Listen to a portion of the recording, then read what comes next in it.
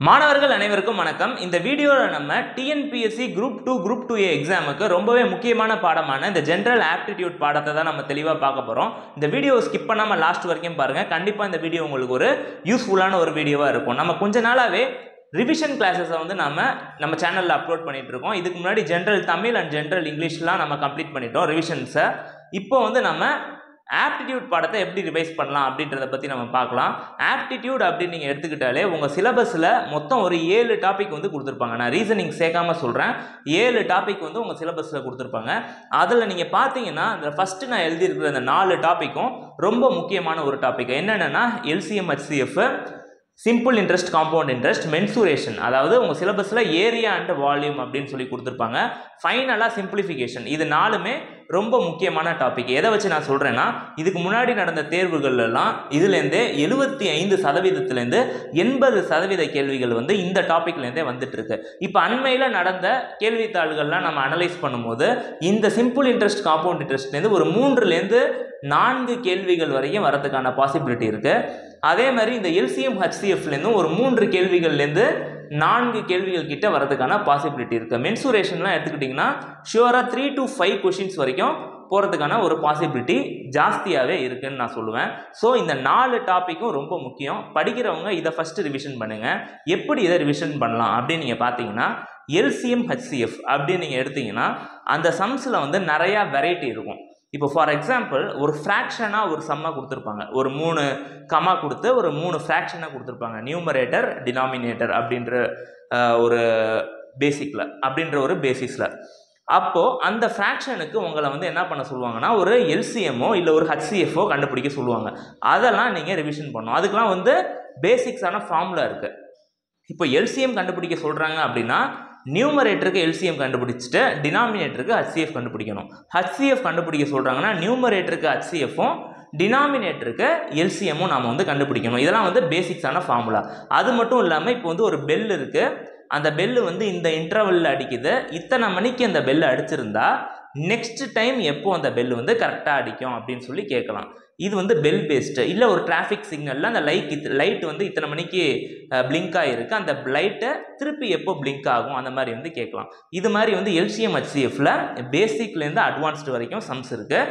ரொம்ப நீங்கள் வந்து அந்த ப்ரீவியஸ் இயர் கொஷின் பேப்பர்ஸை நம்பி இருக்கணும். அந்த கொஷின் பேப்பர்ஸை நீங்கள் சரியாக சால்வ் பண்ணும்போது ஆப்டிடியூட்டில் இருக்கிற எல்லா டாபிக்ஸுமே உங்களால் சால்வ் பண்ண முடியும். இது LCM HCFல இருக்கக்கூடிய ஜென்ரல் கொஷின்ஸ் நம்ம பார்த்தோம். இப்போ ஃபார்முலா பேஸ் பண்ணி எப்படி இருக்கும் கொஷின் அப்படின்னு நீங்கள் பார்த்தீங்கன்னா, product of 2 numbers is equal to LCM into HCF அப்படின்னு சொல்லி ஒரு ஃபார்முலா இருக்குது. அந்த ஃபார்முலாவை ஞாபகம் வச்சுக்கிங்க. இதில் சார்ந்தும் கொஷின்ஸ் வந்து நிறையா வாட்டி ரிப்பீட் ஆகிருக்கு. இப்போ LCM HCFல இருக்கக்கூடியதை நம்ம ஓவராலாக கவர் பண்ணிட்டோம். சம்ஸ் நான் இன்னொரு வீடியோவில் கவர் பண்ணுறேன். எல்லா டாப்பிக்குமே சேர்த்து ஒரு 10 முக்கியமான சம்ஸ் வந்து டிஎன்பிஎஸ்சியில் இப்போ லேட்டஸ்ட்டாக கேட்ட அந்த சம்ஸை மட்டும் நான் எடுத்து சால்வ் பண்ணுறேன். அந்த வீடியோ தனி. செகண்ட் வந்து simple interest and compound interest. இந்த சம்ஸ் வந்து புதுசாக நீங்கள் டிஎன்பிஎஸ்சி படிக்க வந்திருந்தீங்க அப்படின்னா பார்த்தா கொஞ்சம் பெருசாக இருக்கிற மாதிரி தெரியும் கேள்வி. பட் இதை வந்து நீங்கள் ஃபார்முலா பேஸ் பண்ணி அப்ரோச் பண்ணிங்கன்னா இந்த சம்ஸ்லாம் கொஞ்சம் கஷ்டமாக தான் இருக்கும். இதெல்லாம் வந்து ஷார்ட்கட்டில் நீங்கள் வந்து சால்வ் பண்ண கற்றுக்கணும் இன்ட்ரெஸ்ட் சம்ஸை. இப்போ சிம்பிள் இன்ட்ரெஸ்ட் அப்படின்னாலே என்னென்னா பிரின்சிபல் இருக்கும், அமௌண்ட் கண்டுபிடிக்க சொல்லுவாங்க. அமௌண்ட்னா என்னது? Principal plus interest. அந்த கொடுக்கப்பட்ட அந்த தொகையும் வட்டியையும் சேர்த்திங்கன்னா உங்களுக்கு அமௌண்ட் வந்து கிடைக்கும். அப்புறம் என்னன்னா என்னது? Total number of years. அப்புறம் ஆர்னா ரேட் ஆஃப் இன்ட்ரெஸ்ட்.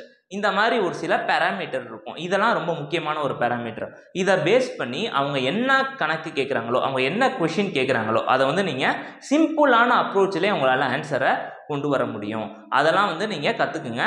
அதை நீங்கள் ஏற்கனவே ப்ராக்டிஸ் பண்ணி பார்த்துருந்தீங்கன்னா அந்த ஸ்டெப்ஸ் எல்லாம் கொஞ்சம் கோத்ரூ பண்ணிவிட்டு எக்ஸாமுக்கு போங்க. கண்டிப்பாக இந்த பார்ட்லேருந்து ஒரு 3லேருந்து ஒரு 4 கேள்விகள் கிட்ட வரதுக்கான பாசிபிலிட்டி ஜாஸ்தியாகவே இருக்குது. மூணாவதாக இருக்கிறது மென்சூரேஷன். நான் இதுக்கு முன்னாடி சொன்னதுலலாம் 2 டாப்பிக்லையும் நான் சொல்லியிருப்பேன். ஃபார்முலா ஒரு சிலதுக்கும் அதிகபட்சமாக நீங்கள் ஷார்ட்கட்டை நம்பி இருக்கணும் அப்படின்ற மாதிரி நான் சொல்லியிருப்பேன். இப்போ சிம்பிள் இன்ட்ரெஸ்ட், காம்பவுண்ட் இன்ட்ரெஸ்ட்னால் நீங்கள் ஷார்ட்கட்டை நம்பி இருக்கிறது தான் நல்லது. ஃபார்முலாவை பேஸ் பண்ணி போட்டிங்கன்னா கண்டிப்பாக டைம் வந்து ஜாஸ்தி ஆகும். ஸோ இப்போ இந்த மென்சூரேஷன் அப்படி நீங்கள் எடுத்திங்கன்னா வேறு வழியே இல்லை. ஃபார்முலா வந்து உங்களுக்கு மனப்பாடமாக தெரிஞ்சிருக்கணும். இந்த மென்சூரேஷனை பொறுத்த வரைக்கும் 2 பேசிஸில் பிரிப்பாங்க.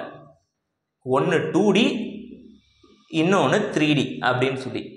இதெல்லாம் ஃபார்முலா நல்லா தெளிவாகவே அவங்க ஸ்கூல் புக்கில் கொடுத்துருப்பாங்க. 2D அப்படின்னா என்னென்னா ரெக்டாங்கிள், ஸ்கொயரு, இது மாதிரி இருக்கக்கூடிய ஆப்ஜெக்ட் எல்லாமே 2Dயில் வரும். 3Dயில் என்னென்ன வரும்? ஸ்பியரு, சிலிண்டரு, அப்புறம் உங்களுக்கு இந்த கியூபு, கியூபாய்டு, இதெல்லாம் வந்து உங்களுக்கு 3Dயில் வரக்கூடிய ஆப்ஜெக்ட். இதெல்லாம் இதுக்கான ஃபார்முலா, அதாவது 3Dயில் வரக்கூடியதுக்கு வால்யூமு, டோட்டல் சர்ஃபேஸ் ஏரியா, இதெல்லாம் வந்து ஃபார்முலா வந்து உங்களுக்கு கொஞ்சம் மனப்பாடமாக தெரிஞ்சிருக்கிற மாதிரி பார்த்துக்குங்க. 2Dலையும் உங்களுக்கு வந்து அந்த ஏரியா, பெரிமீட்டரு, இந்த ஃபார்முலா எல்லாமே உங்களுக்கு கொஞ்சம் மனப்பாடமாக தெரிஞ்சிருக்கணும். ஃபார்முலா உங்களுக்கு ஃபுல்லாக தரவாக டீட்டெயில்டாக தெரிஞ்சிருந்தாலே கேட்கக்கூடிய அந்த கேள்விக்கு ஆன விடையை வந்து நீங்கள் அந்த ஃபார்முலாவை அப்ளை பண்ணி உங்களால் எடுத்துகிட்டு வர முடியும். ஸோ மென்சுரேஷன் பொறுத்த வரைக்கும் ஃபார்முலாவை நல்லா மெமரைஸ் பண்ணி வச்சுக்கோங்க.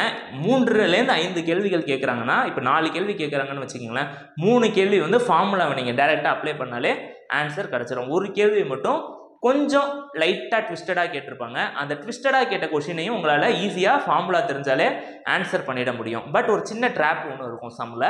அந்த சம்மை நீங்கள் சால்வ் பண்ணும்போது உங்களுக்கு தெரியும். ப்ரீவியஸ் இயர் கொஷினை அனலைஸ் பண்ணி பாருங்கள். இப்போ 4th இருக்குது சிம்பிளிஃபிகேஷன்.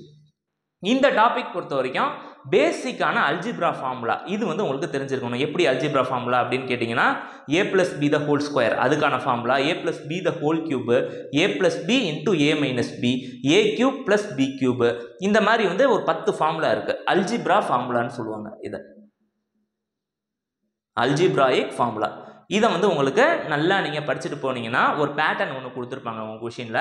அந்த பேட்டர்னுக்கான சரியான ஃபார்முலா உங்களுக்கு தெரியணும். இப்போ வந்து ஒரு 3³ + 5³ அப்படின்னு வந்து ஒரு கொஷின் இருக்குது அப்படின்னா, இது வந்து என்னது a³ + b³ பேட்டர்னில் இருக்குது. இது வந்து நான் சிம்பிளாக சொன்னேன். இது சிம்பிளாக இல்லாமல் எப்படி இருக்குன்னா, ஒரு 2³ + 5³ இன்ட்டு 2³ + 5³ டிவைடட் பை 2 + 5² இந்த மாதிரி இருக்கலாம். இது வந்து ஒரு உதாரணத்துக்கு உங்களுக்கு புரியணுன்றதுக்காக நான் போட்டேன். இப்போ வந்து 2³ + 5³ அப்படின்னா இது எந்த பேட்டர்னில் இருக்குது? a³ + b³ இருக்குது.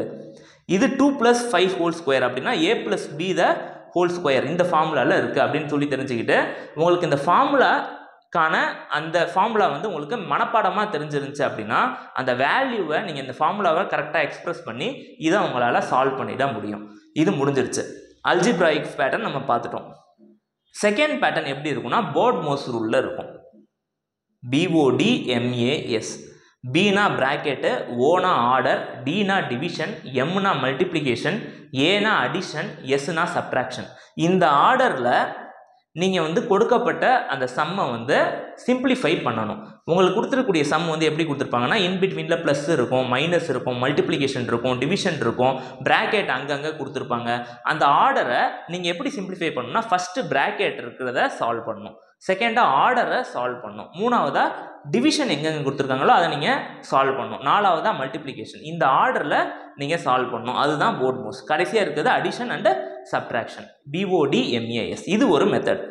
இது இல்லாமல் பவர் மெத்தட் ஒன்று இருக்குது. எக்ஸ்போனென்ஷியலில் கொடுத்தா அதை எப்படி சால்வ் பண்ணுவீங்க? அது மாதிரி வந்து நிறையா டைப்ஸ் ஆஃப் சிம்பிளிஃபிகேஷன் இருக்குது. இது எல்லாமே உங்களுக்கு ஸ்கூல் புக்ஸ்லேயே கவர் ஆகிருக்கும். அப்படி கவர் ஆகாததை ப்ரீவியஸ் இயர் கொஷின் பேப்பரை நல்லா கோத்ரூ பண்ணிங்கன்னா இதே போதும். இந்த 4 டாப்பிக்கை நீங்கள் தெளிவாக படிச்சிட்டிங்கனாலே 75லேருந்து 80% கேள்விகள், பெர்சன்டேஜில் நான் சொல்கிறேன், ஆப்டிடியூடில் வரக்கூடிய கேள்விகளில் 80% வரைக்கும் உங்களால் கரெக்டாக ஆன்சர் பண்ணிட முடியும். இப்போ வந்து நம்ம அடுத்தது கீழே இருக்கக்கூடியதை நம்ம பார்க்கலாம். சரி, நம்ம மெஜாரிட்டி ஆஃப் த ஆப்டிடியூட் டாப்பிக்கை கவர் பண்ணிட்டோம், லோ மெஜாரிட்டியில் இருக்கக்கூடியதை விட்டுருணுமா அப்படின்னு கேட்டிங்கன்னா அப்படி இல்லை.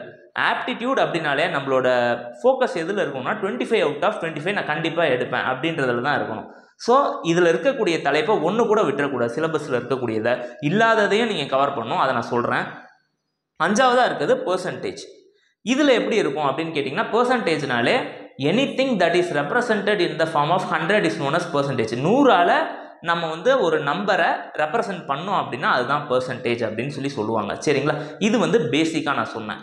இப்போ ஒரு ஊர் இருக்குது, அந்த ஊரில் மக்கள் தொகை வந்து இந்த வருஷம் இவ்வளோ இருக்குது, இவ்வளோ மக்கள் இருக்காங்க, அதோட சதவீதம் என்ன அப்படி இருக்கலாம். அப்படி இல்லாட்டி 5 வருஷம் கழித்து அந்த மக்கள் தொகை என்னவா மாறி இருக்கும், அதோட சதவீதம் என்ன, இந்த மாதிரி ஒரு ஆஸ்பெக்டில் கொஷின் கேட்கலாம். இப்போ வந்து ஒரு எலெக்ஷன் நடக்குது. அந்த எலெக்ஷனில் ஒரு கேண்டிடேட் இவ்வளோ சதவீத ஓட்டு வாங்குறாரு, இன்னொரு கேண்டிடேட் ஒரு ஓட்டு வாங்கியிருக்காரு, அது எவ்வளோ சதவீதம், அதற்கான பெர்சன்டேஜ் டிஃப்ரென்ஸ் என்ன அப்படின்னு ஒரு மாதிரி கேள்வி கேட்கலாம். இன்னொரு ஆஸ்பெக்டில் எப்படி கொஷின் கேட்பாங்கன்னா, மார்க் ஒரு எக்ஸாம் நடந்திருக்கு, அந்த எக்ஸாமில் 2 ஸ்டூடெண்ட்ஸ் இருக்காங்க, அந்த 2 ஸ்டூடெண்ட்ஸோட பெர்சன்டேஜ் டிஃப்ரென்ஸ் என்ன, அந்த மாதிரி வந்து கேள்விகள் கேட்கலாங்க. இந்த ஆஸ்பெக்டில் நீங்கள் படிக்கும் போது இதெல்லாம் ப்ரீவியஸ் இயர் கொஷின் பேப்பரை பேஸ் பண்ணி நான் சொல்லிட்டு இருக்கேன் உங்களுக்கு.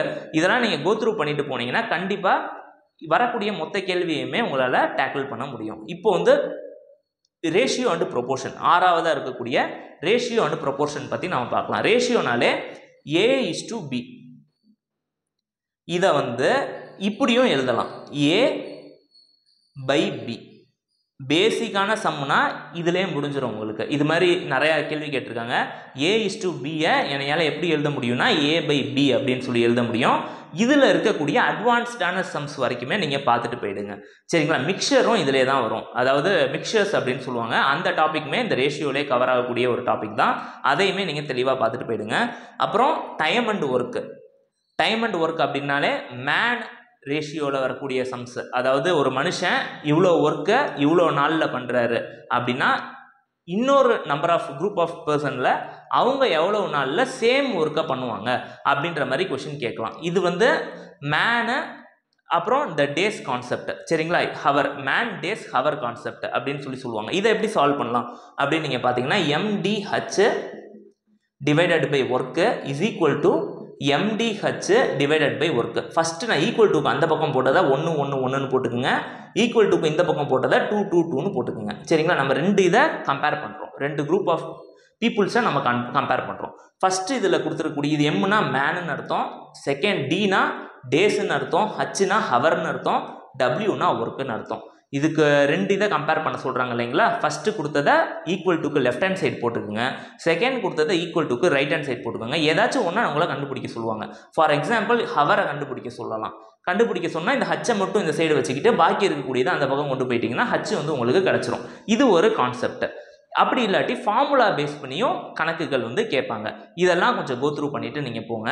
ஸோ இந்த 7 டாபிக் வந்து உங்கள் சிலபஸில் இருக்காங்க, நான் கொடுத்துருக்காங்க. இந்த 7 டாப்பிக்கை எப்படி நீங்கள் கவர் பண்ணணும் அப்படின்றத நான் சொல்லிட்டேன். இதில் நீங்கள் படிக்க போகிறது எது அப்படின்னு பார்த்தீங்கன்னா மென்சுரேஷன் மட்டும். ஃபார்முலாவை நல்லா தெளிவாக படிச்சுட்டு போங்க, கண்டிப்பாக ரொம்ப ஹெல்ப்ஃபுல்லாக இருக்கும் உங்களுக்கு.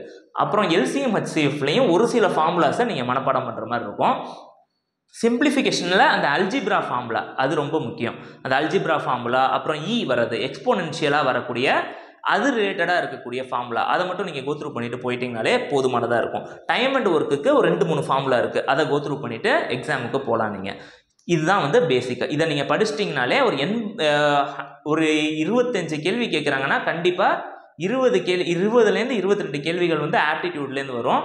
ஒரு 2 கேள்விகள் பக்கம் இதில் இல்லாத டாபிக்ஸ்லேருந்து உங்களுக்கு கேட்க வாய்ப்பு இருக்குது. அது என்னென்ன டாபிக்ஸ்லேருந்து வரும் அப்படின்னு நீங்கள் பார்த்தீங்கன்னா, நம்பர் சிஸ்டம் ஃபஸ்ட்டு, செகண்டாக இருக்கிறது ஏஜ், தேர்டாக இருக்கிறது ஆவரேஜ், ஃபோர்த்தாக இருக்கிறது டைம் ஸ்பீட் டிஸ்டன்ஸ். இப்போ நம்பர் சிஸ்டம் அப்படின்னு நீங்கள் எடுத்துக்கிட்டிங்கன்னா APGPன்னு ஒரு கான்செப்ட் இருக்குது, அரித்மெட்டிக் ப்ராக்ரெஷன், ஜாமெட்ரிக் ப்ராக்ரெஷன். இதில் nth டேர்ம் கண்டுபிடிக்க சொல்லலாம், இல்லை சம்மு கண்டுபிடிக்க சொல்லலாம், இல்லை ஆவரேஜ் கண்டுபிடிக்க சொல்லலாம். இதெல்லாம் வந்து ஃபார்முலாஸை நீங்கள் கொஞ்சம் நல்லா தெளிவாக தெரிஞ்சுக்கிட்டு போங்க, கண்டிப்பாக உங்களுக்கு ஹெல்ப்ஃபுல்லாக இருக்கும்.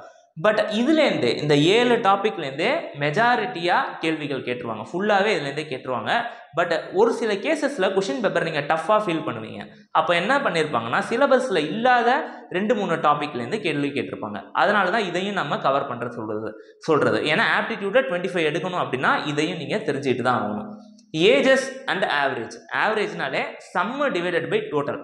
இப்போ ஒரு 5 மனுஷனோட மார்க்கு கொடுத்துட்டு அந்த மார்க்கோட ஆவரேஜை உங்களை கண்டுபிடிக்க சொல்கிறாங்கன்னா அந்த 5 மார்க்கோட சம்மு, அதாவது அடிஷனை நியூமரேட்டரில் போட்டிருக்கணும். எத்தனை சப்ஜெக்ட்டுக்கான மார்க் உங்களை கண்டுபிடிக்க சொல்கிறாங்களோ அதை நீங்கள் டினாமினேட்டரில் போட்டிருக்கணும். அதுதான் இந்த இடத்துல average is equal to sum by total. இது பேசிக்காக தான் இருக்கும். கண்டிப்பாக சிலபஸில் இல்லாத இந்த மாதிரி டாப்பிக்லேருந்து கேள்விகள் கேட்டாங்கன்னா ரொம்ப ரொம்ப பேசிக்காக தான் இருக்கும். இதெல்லாம் கொஞ்சம் பார்த்துட்டு போங்க. 4வதாக இருக்கிறது டைம் ஸ்பீட் டிஸ்டன்ஸ். நம்ம சிலபஸில் டைம் அண்ட் ஒர்க் கொடுத்துருப்பாங்க. டைம் ஸ்பீட் டிஸ்டன்ஸில் எப்படி சார் கேள்வி இருக்கும் அப்படின்னு நீங்கள் கேட்டிங்கன்னா ஒரு பேசிக்கான ஃபார்முலா இருக்குது, speed is equal to distance by time taken. இதை நீங்கள் பார்த்துக்குங்க. இதை நீங்கள் பார்த்துட்டு அப்புறம் ஒரு முக்கியமான ஒரு கான்செப்ட் இருக்குது, அதாவது கிலோமீட்டர் பர் ஹவரை எப்படி மீட்டர் பெர் செகண்டாக மாற்றுறது, அப்புறம் மீட்டர் பெர் செகண்டை எப்படி கிலோமீட்டர் பெர் ஹவராக மாற்றுறது, இந்த ரெண்டையும் பார்த்துக்குங்க. இது ரெண்டையும் ரிலேட் பண்ணி இதுக்கு முன்னாடி டிஎன்பிஎஸ்சியில் கேள்வி கேட்டிருக்காங்க, அதனால் இதை நான் கொடுத்துருக்கேன். ஸோ இப்போ குவான்டிடேட்டிவ் ஆப்டிடியூட் அப்படின்னு நீங்கள் எடுத்துக்கிட்டிங்கன்னா 7 டாபிக் சிலபஸில் கொடுத்துருக்காங்க. அதில் மொதல் 4 டாப்பிக்கை நம்ம தெளிவாக தரவாக படிச்சிருந்தாலே 75லேருந்து 80% கேள்விகளை நம்மளால் ஈஸியாக எழுத முடியும். அதாவது 4ல் 3 பகுதியான வேலை வந்து உங்களுக்கு இங்கேயே முடிஞ்சிருச்சு. பாக்கி இருக்கக்கூடியதை இந்த 3 டாப்பிக்கை நீங்கள் கவர் பண்ணிட்டீங்கன்னா ஃபுல்லாக இந்த ஆப்டிடியூட் பகுதியை நீங்கள் முடிச்சிடுறீங்க. பட் 1 or 2 கொஷின் வந்து வெளியில் போகிறதால இதையும் நம்ம கவர் பண்ண சொல்கிறோம். இந்த 4 டாப்பிக்கையும் இதை நீங்கள் கவர் பண்ணி நல்லா ப்ராக்டிஸ் பண்ணிட்டீங்கன்னா ஆப்டிடியூட்லேருந்து வரக்கூடிய முழு கேள்வியையும் உங்களால் தாராளமாக கிராக் பண்ண முடியும் அப்படின்றத நான் சொல்லிக்கிறேன். இந்த வீடியோவில் உங்களுக்கு ஏதாச்சும் டவுட்ஸ் இருந்தால் கீழே கமெண்ட் செக்ஷனில் கமெண்ட் பண்ணுங்கள். அதற்கான ரிப்ளைவை நம்ம உடனே சென்ட் பண்ணிடலாம். நெக்ஸ்ட் வீடியோவில் நம்ம ரீசனிங் பார்ட்டை பற்றி நம்ம பார்க்கலாம். ரீசனிங் பார்ட் எப்படி நம்ம படிக்கணும் அப்படின்றத நெக்ஸ்ட் வீடியோவில் நம்ம பார்க்கலாம். இந்த வீடியோவை இவ்வளோ நேரம் பொறுமையாக பார்த்ததுக்கு ரொம்ப தேங்க்யூ.